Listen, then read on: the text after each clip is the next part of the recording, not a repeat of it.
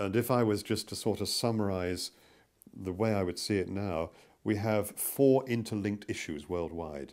One, the rapidly growing divide in wealth and poverty between about 1.25 billion people doing very well right across the world and 5 billion doing very badly. And the gap between them is growing. Second thing is the people on the margins, that's the majority of all the world's population, are actually better educated, more literate, have better communications, and know more commonly that they are marginalised. And this is where you get the very strong reactions, the Naxalite rebellion in India, for example. The third issue is it's not just a divided world. We now know that we're environmentally constrained. And you've got to, the richer parts of the world have actually got to scale down. And we've got to learn to live sustainably. But the final thing is we still live in a world in which we believe that we can maintain control if need be. So you look at the defence think tanks, and some of them are very good about recognising the dangers of migration, of poverty, of climate change, but they then say, this is a very fractured world, it's a jungle out there, it's a jungle full of poisonous snakes, how do we maintain our security? They don't look at saying, well, how do we prevent the problems arising?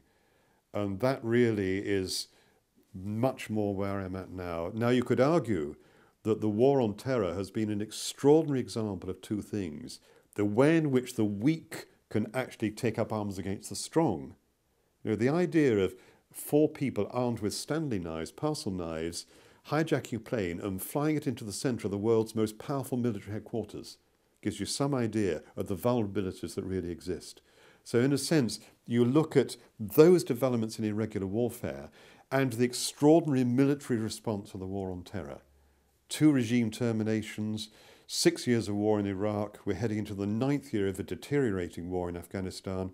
100,000 people plus killed, 120,000 detained without trial, 4 million refugees in Iraq.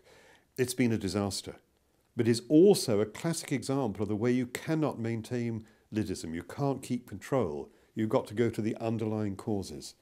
So in the final analysis, I'd actually say that there is some cause for optimism. We're in a position now where you can really debate, even with people who are very traditional in their approach, and say, look, this isn't going to work.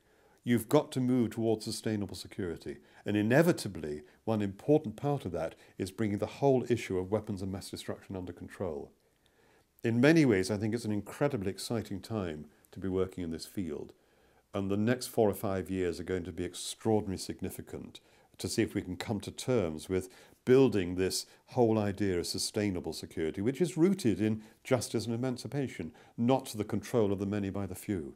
I sometimes think that the best definition of prophecy is simply, prophecy is suggesting the possible. And what you have to do now is suggest all the positive possibles that can exist in such a way that you don't have to get a disaster before people take notice. And that's quite a challenge.